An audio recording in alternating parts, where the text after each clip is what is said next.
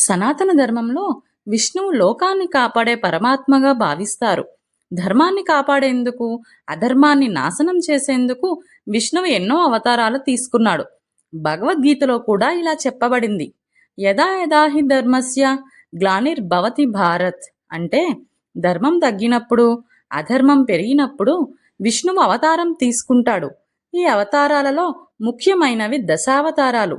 ఈరోజు మనం ప్రతి అవతారం వెనుక ఉన్న కథను, ఆ అవతారం ఎందుకు వచ్చింది, మనకు అది చెప్పే జీవన పాఠం ఏమిటి అనేది తెలుసుకుందాం. మత్స్యావతారం. సృష్టి ప్రారంభంలో వేదాలు ప్రపంచానికి జ్ఞాన స్వరూపం. ఒకసారి ప్రళయం సమీపించింది. అదే సమయంలో హయగ్రీవ అనే రాక్షసుడు వేదాలను అపహరించాడు. వేదాలు లేకపోతే ధర్మం నశిస్తుంది. సత్యవ్రత మహారాజు నదిలో తపస్సు చేస్తున్నాడు. ఒక చిన్న చేప అతని చేతిలోకి వచ్చింది. ఆ చేపను కాపాడమని అడిగింది. ఆ చేప పెరుగుతూ పెరుగుతూ చివరకు సముద్రాన్ని నింపేంత పెద్దదైంది. అప్పుడు సత్యవ్రతుడు తెలుసుకున్నాడు అది విష్ణువు అని. విష్ణువు మత్స్య రూపంలో వచ్చి ప్రళయం వస్తుందని సూచన ఇచ్చాడు.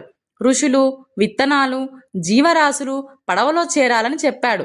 మత్స్యుడు పడవను నాగరాజు వాసికితో కట్టించాడు. మత్స్యుడు సముద్రంలో హయగ్రీవుని సంహరించాడు. వేదాలను తిరిగి తీసుకొచ్చాడు. జ్ఞానం ఎప్పటికీ నశించదు. దైవం ఎప్పుడూ ధర్మాన్ని కాపాడుతుంది. రెండవ అవతారం కూర్మావతారం. దేవతలు శక్తిని కోల్పోయారు. అసురులు ప్రపంచాన్ని పాలించడం ప్రారంభించారు. అమృతం కోసం దేవతలు అసురులతో కలిసి క్షీరసాగర మదనం చేయాలని నిర్ణయించారు. మందర పర్వతాన్ని మదనదండంగా ఉపయోగించారు. వాసుకి నాగాన్ని తాడుగా ఉపయోగించారు. పర్వతం మునిగిపోయింది. అప్పుడు విష్ణువు కూర్మావతారం తీసుకొని తన వెన్నుపైన పర్వతాన్ని మోశాడు. క్షీరసాగర మదనం నుంచి అనేక రత్నాలు వచ్చాయి. చివరకు అమృతం వచ్చింది. మూడవది వరాహావతారం. సృష్టి ప్రారంభంలో ప్రపంచం ఎంతో అందంగా ఉండేది. పర్వతాలు, నదులు, అడవులు, జీవరాశులతో భూమి నిండి ఉండేది. దేవతలు ధర్మాన్ని కాపాడుతూ ప్రపంచాన్ని శాంతితో నడిపిస్తున్నారు. కానీ అసురులలో ఒకడు చాలా శక్తివంతుడయ్యాడు. అతని పేరు హిరణ్యాక్షుడు. హిరణ్యాక్షుడు గొప్ప తపస్సు చేసి బ్రహ్మ నుంచి వరం పొందాడు. ఆ వరం వల్ల అతను ఎంతో శక్తివంతుడయ్యాడు.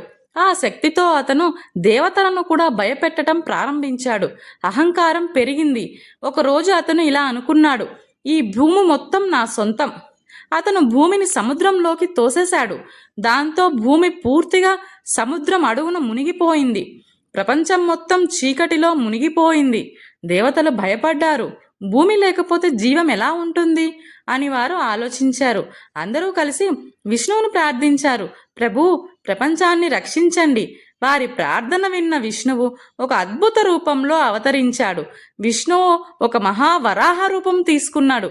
ఆ రూపం చాలా గొప్పది. పర్వతాలంత పెద్ద శరీరం, మెరుపుల్లాంటి కళ్ళు, అత్యంత శక్తివంతమైన దంతాలు. అతను గర్జన చేశాడు.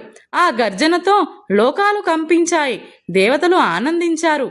వరాహుడు సముద్రంలోకి దూకాడు. సముద్రం అలలతో ఉప్పొంగింది. ఆ లోతైన సముద్రంలో భూమిని వెతికాడు. చివరకు భూమిని తన దంతాలపై ఎత్తుకున్నాడు. ఆ సమయంలో హిరణ్యాక్షుడు అక్కడికి వచ్చాడు.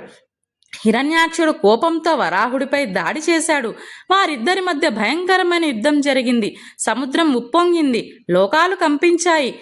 చివరకు వరాహుడు హిరణ్యాక్షుడిని సంహరించాడు.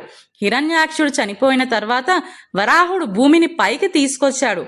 ఆమెను తన దంతాలపై ఎత్తి తిరిగి తన స్థానంలో ఉంచాడు. దేవతలు ఆనందంతో విష్ణువును స్తుతించారు.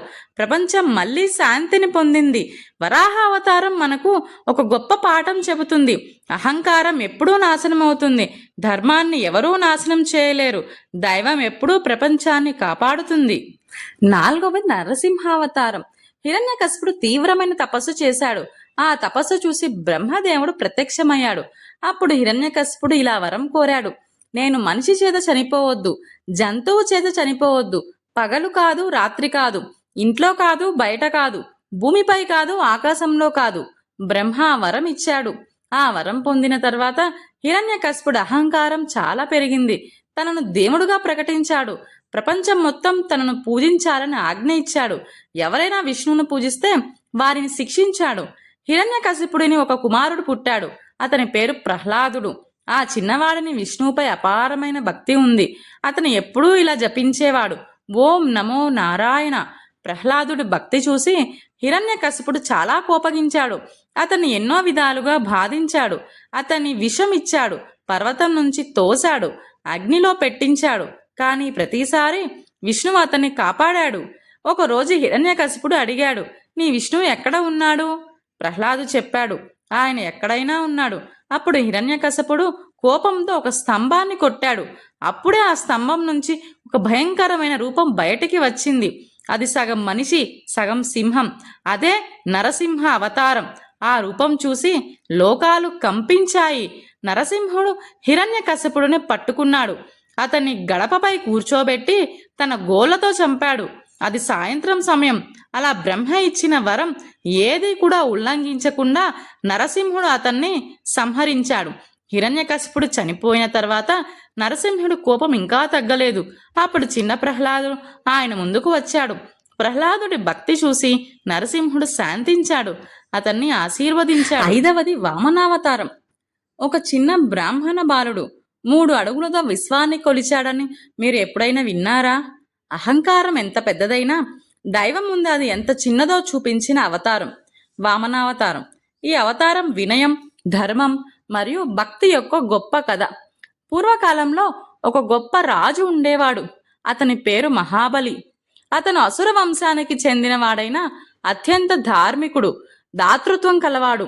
తన రాజ్యంలో ప్రజలు సుఖంగా జీవించేవారు. మహాబలి ఎంతో దానం చేసేవాడు. అతని పేరు ప్రపంచమంతా ప్రసిద్ధి చెందింది. కానీ అతని విజయాలు పెరిగిన కొద్దీ అతని అహంకారం కూడా పెరిగింది. మహాబలి తన శక్తితో దేవతలను కూడా ఓడించాడు. స్వర్గాన్ని కూడా తన ఆధీనంలోకి తీసుకున్నాడు. దాంతో దేవతలు భయపడ్డారు. అందరూ కలిసి విష్ణువును ప్రార్థించారు, ప్రభు, ధర్మాన్ని కాపాడండి. దేవతల ప్రార్థన విన్న విష్ణువు ఒక చిన్న బ్రాహ్మణ బాలుడిగా జన్మించాడు. అతనే వామనుడు. చిన్న శరీరం, కాంతివంతమైన ముఖం, చేతిలో కమండలం, భుజంపై జపమాల. ఆ బాలుడిని చూసిన వారికి దైవత్వం స్పష్టంగా కనిపించేది. ఆ సమయంలో మహాబలి ఒక గొప్ప యజ్ఞం చేస్తున్నాడు. ఆ యజ్ఞంలో ఎవరైనా ఏదైనా అడిగితే తప్పకుండా ఇవ్వాలని ప్రతిజ్ఞ చేశాడు. అప్పుడు వామనుడు ఆ యజ్ఞశాలకు వచ్చాడు. ఆ చిన్న బాలుడిని చూసి మహాబలి సంతోషించాడు. మహాబలి అడిగాడు, బాలక, నీకు ఏమి కావాలి? వామనుడు చిరునవ్వుతో అన్నాడు, మహారాజా, నాకు 3 అడుగుల భూమి ఇవ్వండి. మహాబలి నవ్వాడు. ఇంత చిన్న కోరికేనా అన్నాడు. అతను వెంటనే అంగీకరించాడు. మహాబలి మాట ఇచ్చిన వెంటనే వామనుడు మహారూపం ధరించాడు. అతని శరీరం ఆకాశాన్ని తాకింది. అది త్రివిక్రమ రూపం. 1 అడుగుతో భూమిని కొలిచాడు, 2వ అడుగుతో ఆకాశాన్ని కొలిచాడు, 3వ అడుగు పెట్టడానికి స్థలం మిగలలేదు. అప్పుడు మహాబలి అర్థం చేసుకున్నాడు, ఇతను సాధారణ బాలుడు కాదు. అతను వినయంగా అన్నాడు, ప్రభు, 3వ అడుగు నా తలపై పెట్టండి. విష్ణు అతని తలపై అడుగు పెట్టాడు. మహాబలి వినయం చూసి విష్ణువు సంతోషించాడు. అతని పాతాళ లోకానికి రాజుగా నియమించాడు. ప్రతి సంవత్సరం తన ప్రజలను చూడడానికి అతనికి అనుమతి ఇచ్చాడు. 6వది పరశురామావతారం. బ్రాహ్మణుడిగా జన్మించి కానీ ప్రపంచంలోని అత్యంత భయంకరమైన యోధుడిగా మారిన అవతారం ఏది తెలుసా? అది పరశురామ అవతారం. ధర్మాన్ని కాపాడడానికి, అధర్మాన్ని శిక్షించడానికి విష్ణువు తీసుకున్న ఒక గొప్ప అవతారం. పూర్వకాలంలో ఒక మహర్షి ఉండేవాడు. అతని పేరు జమదగ్ని. అతని భార్య రేణుక. వారి కుమారుడే పరశురాముడు. పుట్టినప్పటి నుంచే అతనికి దైవశక్తి కనిపించేది. అతను చాలా వినయంగా ఉండేవాడు. తండ్రికి సేవ చేసేవాడు. పరశురాముడు తీవ్రమైన తపస్సు చేశాడు. ఆ తపస్సు చూసి ప్రత్యక్షమయ్యాడు శివుడు. శివుడు అతనికి ఒక దివ్య ఆయుధం ఇచ్చాడు. అది పరశు, ఒక గొప్ప గొడ్డలి. అందుకే అతన్ని పరశు ధరించిన రాముడు అని పిలిచారు. అలా అతను పరశురాముడు అయ్యాడు. ఆ సమయంలో ఒక శక్తివంతమైన రాజు ఉండేవాడు. అతని పేరు కార్తవీర్యార్జున. అతనికి 1000 చేతులు ఉండేవని పురాణాలు చెబుతాయి. అతను గొప్ప యోధుడు. కానీ కాలక్రమంలో అతని అహంకారం పెరిగింది. ఒకరోజు కార్తవీర్యార్జునుడు జమదగ్ని ఆశ్రమానికి వచ్చాడు. మహర్షి అతన్ని గౌరవంగా ఆహ్వానించాడు. కానీ తర్వాత రాజు ఆశ్రమాన్ని నాశనం చేశాడు. ఇది పరశురాముడికి చాలా కోపం తెప్పించింది. తన తండ్రిపై జరిగిన అన్యాయం చూసి పరశురాముడు ప్రతిజ్ఞ చేశాడు. అధర్మం చేసిన రాజులను శిక్షిస్తాను. అతను తన పరశును పట్టుకొని యుద్ధానికి వెళ్ళాడు. కార్తవీర్యార్జునుడితో జరిగిన యుద్ధంలో పరశురాముడు అతన్ని సంహరించాడు. అన్యాయం చేసే క్షత్రియ రాజులు ప్రజలను బాధిస్తున్నారు. అందుకే పరశురాముడు అధర్మరాజులపై యుద్ధం చేశాడు. పురాణాల ప్రకారం అతను 21 సార్లు క్షత్రియులను ఓడించాడు. పరశురాముడు ప్రపంచంలో ధర్మాన్ని మళ్లీ స్థాపించాడు. అతను రాజ్యాన్ని ధర్మపరుల చేతిలో పెట్టాడు. తర్వాత తన యోధ జీవితం నుంచి తపస్సు జీవితం వైపు వెళ్ళాడు. పరశురామ అవతారం మనకు చెబుతుంది, అధర్మం ఎంత బలంగా ఉన్నా నశిస్తుంది. ధర్మాన్ని కాపాడడం ప్రతి మనిషి బాధ్యత. పరశురాముడు ధర్మయోధుడిగా చరిత్రలో నిలిచిపోయాడు. అతని కథ మనకు ఒక గొప్ప సందేశం చెబుతుంది. ధర్మం కోసం పోరాడటం మన జీవితంలో అత్యంత గొప్ప కర్తవ్యం. 7వది రామావతారం. ధర్మం కోసం తన సుఖాలను త్యాగం చేసిన రాజు ఎవరు? తండ్రి మాట కోసం రాజ్యాన్ని వదిలి అడవికి వెళ్ళిన మహానుభావుడెవరు? అతనే శ్రీరాముడు. సత్యం, ధర్మం, కర్తవ్యానికి ప్రతీకగా నిలిచిన అవతారం రామావతారం. అయోధ్య అనే మహానగరాన్ని పాలించేవాడు దశరథుడు. అతనికి చాలా కాలం వరకు సంతానం లేదు. అందుకే అతను ఒక గొప్ప యజ్ఞం చేశాడు. ఆ యజ్ఞం ఫలితంగా 4 కుమారులు జన్మించారు. వారిలో పెద్దవాడు శ్రీరాముడు. రాముడు చిన్నప్పటి నుంచే ధర్మం, వినయం, పరాక్రమం కలిగినవాడు. ఒకరోజు విశ్వామిత్రుడు దశరథుడిని కలిశాడు. అతను రాముడిని తనతో తీసుకెళ్లమన్నాడు. అడవిలో రాక్షసులు యజ్ఞాలను నాశనం చేస్తున్నారు. రాముడు మరియు లక్ష్మణుడు విశ్వామిత్రునితో కలిసి అడవికి వెళ్లారు. అక్కడ వారు రాక్షసులను సంహరించారు. మిథిలా నగరానికి రాజు జనక మహారాజు తన కుమార్తె సీతకు స్వయంవరం ఏర్పాటు చేశాడు. అక్కడ ఒక గొప్ప పరీక్ష ఉంది. ఎవరైనా శివుని విల్లు ఎత్తి దాన్ని త్రోవగలిగితే సీతను వివాహం చేసుకోవచ్చు. అనేక రాజులు ప్రయత్నించారు, కానీ ఎవరూ ఆ విల్లు ఎత్తలేకపోయారు. రాముడు మాత్రం సులభంగా ఆ విల్లు ఎత్తి విరిచాడు. అలా సీతాదేవిని వివాహం చేసుకున్నాడు. కొంతకాలం తర్వాత రాముడిని రాజుగా చేయాలని నిర్ణయించారు. కానీ రాముడు తల్లి కైకేయి ఒక వరం కోరింది. రాముడు 14 సంవత్సరాలు అడవికి వెళ్ళాలి అని. రాముడు తండ్రి మాటను గౌరవించి సంతోషంగా అడవికి వెళ్ళాడు. రాముడు, సీత, లక్ష్మణుడు అడవిలో జీవితం ప్రారంభించారు. వారు అనేక ఋషులను కలిశారు. ధర్మాన్ని కాపాడుతూ శాంతిగా జీవించారు. లంకకు యొక్క రాజు రావణుడు సీతాదేవి అందాన్ని చూసి మోహించాడు. మాయతో సీతను అపహరించాడు. రాముడు ఎంతో బాధపడ్డాడు. సీతను వెతకడానికి అడవులలో తిరిగాడు. అప్పుడు రాముడు వానర రాజు సుగ్రీవుడితో స్నేహం చేశాడు. అక్కడ అతను మహాభక్తుడు హనుమంతుడిని కలిశాడు. హనుమంతుడు లంకకు వెళ్లి సీతను కనుగొన్నాడు. రాముడు వానరసెరతో కలిసి లంకపై దాడి చేశాడు. భయంకరమైన యుద్ధం జరిగింది. చివరికి రాముడు రావణుడిని సంహరించాడు. 14 సంవత్సరాల తర్వాత రాముడు అయోధ్యకి తిరిగి వచ్చాడు. అక్కడ అతని పట్టాభిషేకం జరిగింది. ప్రజలు ఆనందంతో రాముడిని స్వాగతించారు. రామావతారం మనకు చెబుతుంది, ధర్మం ఎప్పుడూ గెలుస్తుంది. తండ్రి మాటను గౌరవించడం గొప్ప గుణం. నిజాయితీ మరియు సత్యం జీవితంలో అత్యంత విలువైనవి. శ్రీరాముడు మర్యాద పురుషోత్తముడిగా చరిత్రలో నిలిచిపోయాడు. అతని జీవితం మనకు ఒక మార్గదర్శకం. శ్రీరామ జయ రామ, జై జయ రామ. 8వది కృష్ణావతారం. జైల్లో జన్మించి ప్రపంచానికి ప్రేమ, ధర్మం, జ్ఞానం నేర్పిన దేవుడెవరు? బాల్యంలో అల్లరి, యవ్వనంలో ప్రేమ, జీవితంలో ధర్మబోధ, ఈ 3 రూపాలు కలిసిన అవతారం కృష్ణావతారం. మధురా నగరాన్ని పాలించేవాడు క్రూరరాజు కంసుడు. ఒకరోజు అతని చెల్లెలు దేవకి వివాహం జరిగింది. ఆమె భర్త వసుదేవుడు. ఆ సమయంలో ఆకాశవాణి వినిపించింది, దేవకి యొక్క 8వ కుమారుడు కంసుడిని సంహరిస్తాడు అని. అది విన్న కంసుడు భయంతో, కోపంతో నిండిపోయాడు. కంసుడు దేవకి, వసుదేవులను జైల్లో బంధించాడు. వారికి పుట్టిన పిల్లలను అతను ఒక్కొక్కరిని చంపేశాడు. దేవకి ఎంతో బాధపడింది. కానీ ఒకరోజు అద్భుతం జరిగింది. అర్ధరాత్రి సమయంలో జైలులో ఒక దివ్య శిశువు జన్మించాడు. అతనే శ్రీకృష్ణుడు. ఆ సమయంలో జైలు తలుపులు స్వయంగా తెరుచుకున్నాయి. సంకెళ్ళు విరిగిపోయాయి.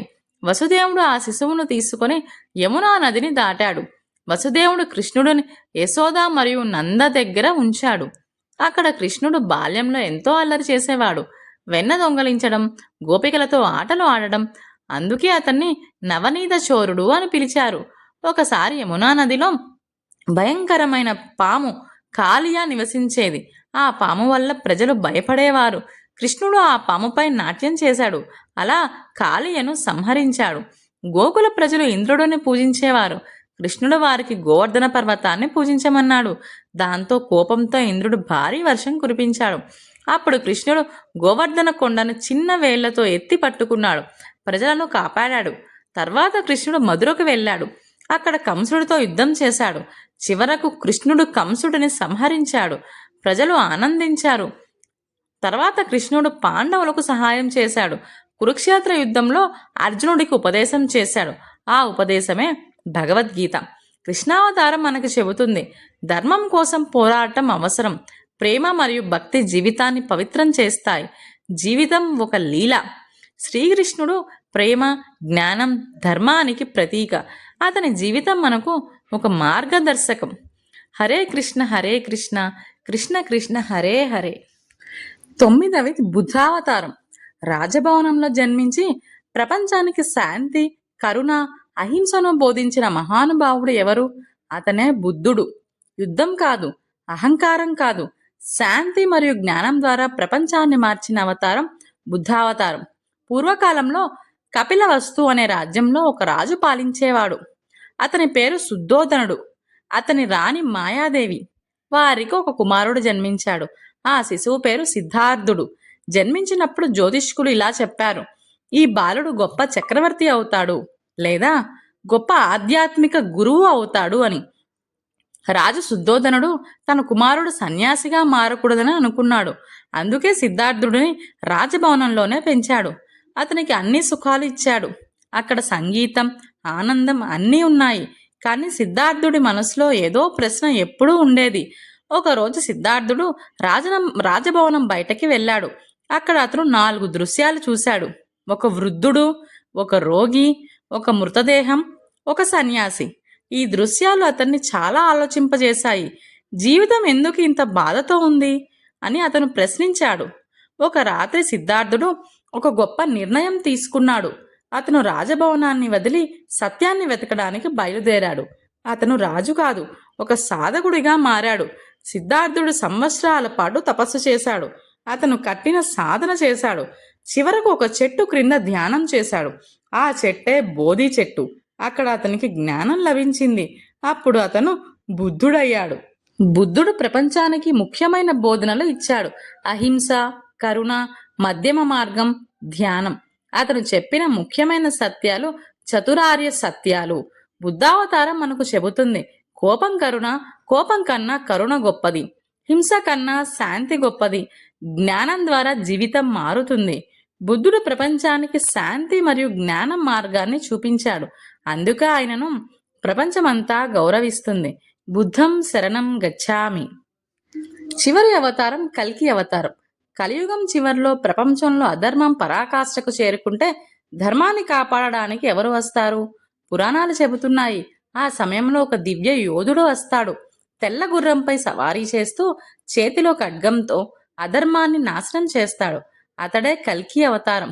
పురాణాల ప్రకారం కలియుగంలో చివర్లో ప్రపంచం చాలా మారిపోతుంది.